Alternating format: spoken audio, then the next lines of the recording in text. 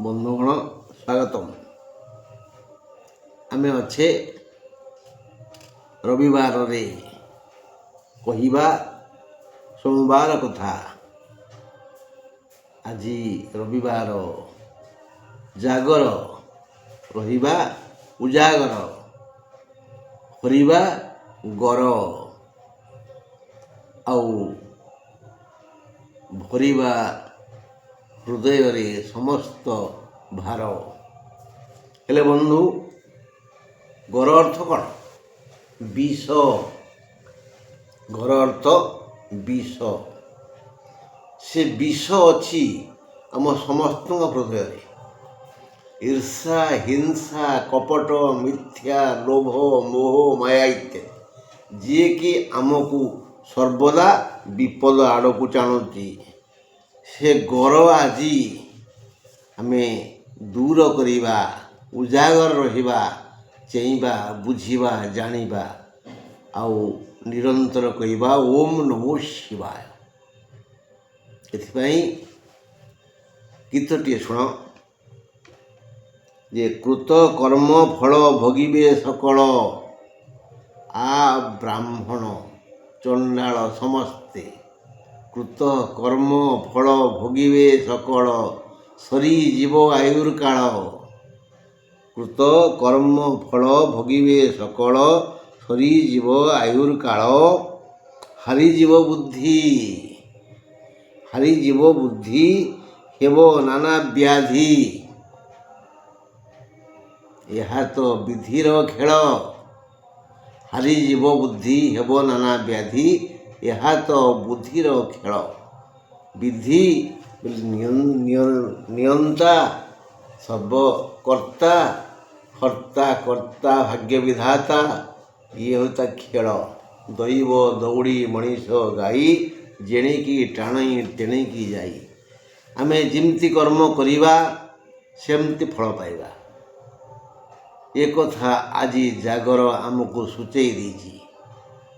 ଏବେଠୁ ଆମେ ଜାଗ୍ରତ ହେବା, ଜାଗି ଉଠିବା। ସେଥିପାଇଁ କୁହାଯାଇଛି ଜାଗରେ। ଆଉ କିଛି ଭୁଲ କରନି। ଭୁଲ କଲେ ଫଳ ଭୁଲ, ଠିକ୍ କଲେ ଫଳ ଠିକ୍। ତେଣୁ ଆସନ୍ତାକାଲି ପାଇଁ ଆସନ୍ତୁ ପ୍ରସ୍ତୁତ ହେବା, ଶୁଣିବା, ଜାଣିବା, ବୁଝିବା ଏବଂ ସେ ଅନୁଯାୟୀ କର୍ମ କରିବା। କର୍ମଣ୍ୟେବାଧିକାରସ୍ତେ ମା ଫଳେଷୁ କଦାଚନ। ଏ କଥା ଭଗବାନ ଶ୍ରୀକୃଷ୍ଣ ପରା ଗୀତାରେ କହିଦେଇଗଲେ। ଆସନ୍ତାକାଲି ସୋମବାର 16 ତାରିଖ, ଅଶୁଭ ସମୟ ସକାଳ 6:40ରୁ 9:06, ବହୁତ ସମୟ। ଆଉ ସୂର୍ଯ୍ୟୋଦୟ 6:16 ପରେ, ସୂର୍ଯ୍ୟାସ୍ତ 5:44 ପରେ। ଘାତ ବାର ମିଥୁନର, ଘାତ ଚନ୍ଦ୍ର ସିଂହ ରାଶି ପୁରୁଷଙ୍କର।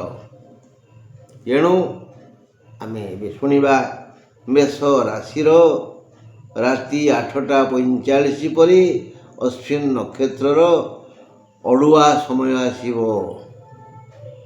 ଅଶ୍ୱିନ ନକ୍ଷତ୍ରର ଅଡ଼ୁଆ ସମୟ ଆସିବ, ମାନେ ଘାଣ୍ଟି ଚକଟି ହେଇଯିବେ। ମାତ୍ର ଅନ୍ୟ କିଛି ଅସୁବିଧା ନାହିଁ। ଦେହ ମୁଣ୍ଡ ସୁସ୍ଥ ରହିବ। ଏମାନେ ଆଜି କର୍ମ ଚଞ୍ଚଳ ରହିବେ। କର୍ମ କ୍ଷେତ୍ରରୁ ଧନ ମାନ ସୁଖ ଶାନ୍ତି ପାଇ ଏମାନେ ଅତ୍ୟନ୍ତ ଉଲ୍ଲସିତ ରହିବେ। ଅର୍ଥ ଲାଭ ଯଥେଷ୍ଟ ହେବ। କର୍ମରୁ ଏମାନେ ଯଥେଷ୍ଟ ଆନନ୍ଦ ଲାଭ କରିବେ, ଖୁସି ହେବେ। କୌଣସି ଜଞ୍ଜାଳ ବି ସମସ୍ୟା ସୃଷ୍ଟି କରିବ ନାହିଁ। ଯଥା ରୁଚି ଭୋଜନ ଓ ଶୟନ ଯଥା କାଳରେ ମିଳିବ। ପୂର୍ବ ଯୋଜନା ଅନୁଯାୟୀ ସବୁ କାର୍ଯ୍ୟ ସଫଳ ରୂପାୟନ ହେବ। ପରିବେଶ ଓ ପରିବାରର ସଦସ୍ୟ ସମସ୍ତେ ସହଯୋଗ କରିବେ। ଅଫିସରେ ସହକର୍ମୀ ଆଉ ଅନୁଗତ ସେବକମାନେ ମଧ୍ୟ ସହଯୋଗର ହାତ ବଢ଼ାଇବେ। ମୋଟାମୋଟି ଭାବରେ ମେଷ ରାଶି ପାଇଁ ଆଜି ସୋମବାର ସବୁ ଦିଗରୁ କୁଶଳ ମଙ୍ଗଳ।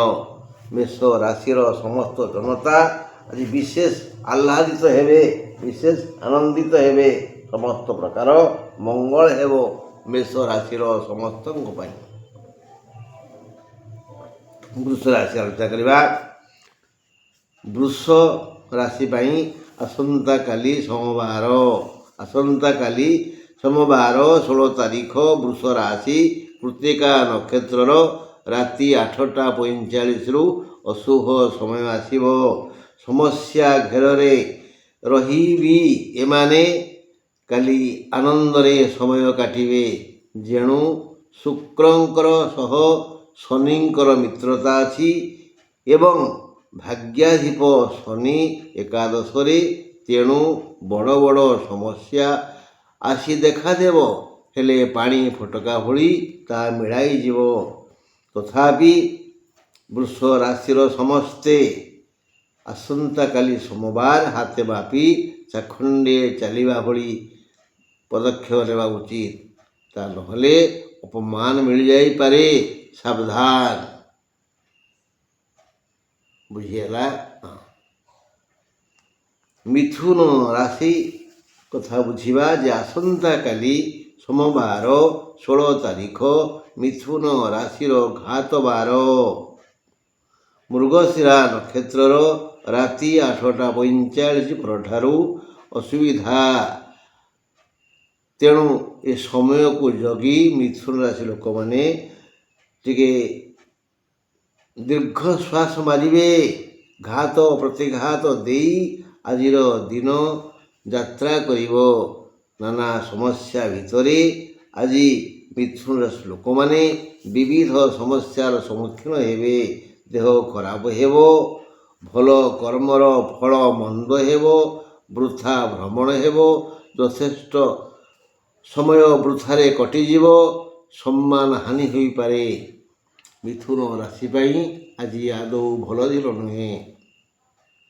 କର୍କଟ ରାଶି ସୋମବାର 16 ତାରିଖ ଆସନ୍ତାକାଲି ପୁଷ୍ୟା ନକ୍ଷତ୍ରର ରାତି 8ଟା 45 ପରଠାରୁ ଅଶୁଭ ହେବ।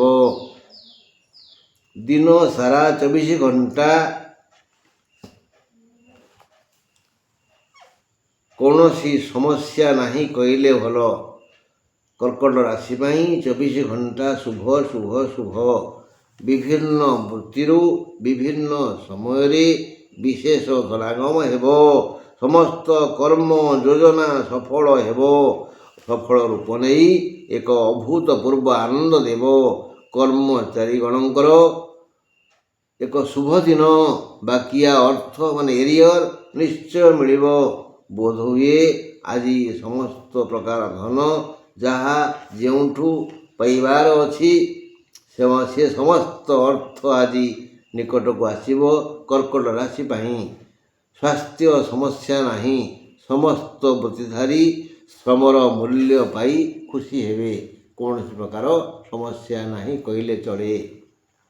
ସିଂହ ରାଶି 16 ତାରିଖ ଆସନ୍ତାକାଲି ସୋମବାର ସିଂହ ରାଶି ପୁରୁଷଙ୍କର ଘାତଚନ୍ଦ୍ର। ପୁଣି ରାତି 8ଟା 45 ପରେ ମଘା ନକ୍ଷତ୍ରର ଅଶୁଭ ସମୟ ଆସିବ। ଏକାଦଶ ବୃହସ୍ପତି ସିଂହ ରାଶିର ପରିଚାଳକ ଅଟନ୍ତି। ସେ ଆଜି ଜୀବନର ସମସ୍ତ ଅଶାନ୍ତ ବାତାବରଣକୁ ଶାନ୍ତ କରିବେ। କିଛି ସମୟ ପାଇଁ ଦେହ ଖରାପ ହେବ, ହେଲେ ତାହା ଏତେ ପୀଡ଼ାପ୍ରଦ ହେବନି। ବିଭିନ୍ନ ରୂପରେ ବିବିଧ ଲାଭ ଅଲଗା ଅଲଗା ଲୋକଙ୍କ ପାଇଁ ଅବଶ୍ୟ ଆସିବ। ମୁଖ୍ୟତଃ ବାଣିଜ୍ୟ ବ୍ୟବସାୟରେ ଲାଭ ଲାଭ ଲାଭ ହେବ। ଯେଉଁମାନେ ବ୍ୟବସାୟ କରୁଛନ୍ତି ସିଂହ ରାଶିର ସମସ୍ତ ବନ୍ଧୁ, ସମସ୍ତ ବର୍ଗର ଲୋକ ସମସ୍ତ ପ୍ରକାର ଲାଭ ପାଇବେ। କନ୍ୟା ରାଶି ଆସନ୍ତାକାଲି ସୋମବାର 16 ତାରିଖ କନ୍ୟା ରାଶି ଉତ୍ତର ଫାଲ୍ଗୁନୀ ନକ୍ଷତ୍ରର ରାତି 8ଟା 45ରୁ ଅଶୁଭ ସମୟ ଆସିବ। ଦେଇଥିଲେ ପାଇ ନ୍ୟାୟରେ ଆଜି ବନ୍ଧୁ ସହଯୋଗ ମିଳିବ। ସ୍ୱାସ୍ଥ୍ୟଗତ ସମସ୍ୟା ନାହିଁ, ନାନାବିଧ ସୁଖ ମିଳିବ। ସୁଖର ମୂଳ ଧନ, ଏଣୁ ବୃତ୍ତି ବ୍ୟବସାୟ ସେବା ପ୍ରଭୃତି କରୁଥିବା ଲୋକେ ନିଜ ବ୍ୟବସାୟରୁ ଭଲ ଧନାଗମ କରିବେ। କିଛି ସୁଖକର ଖବର ଶୁଣି ଆନନ୍ଦିତ ହେବେ। ଭୋଜନ ଶୟନ ପାଇଁ ସୁଯୋଗ ସୁବିଧା ଯଥା ସମୟରେ ମିଳିବ।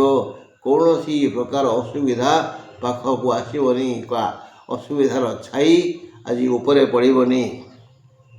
ତୁଳାରାଶି ସୋମବାର 16 ତାରିଖ ଆସନ୍ତାକାଲି ତୁଳାରାଶି ଚିତ୍ରା ନକ୍ଷତ୍ରର ରାତି 8ଟା 45 ପରେ ଅଶୁଭ ସମୟ ଆସି ଦୁଃଖ ଦେବ।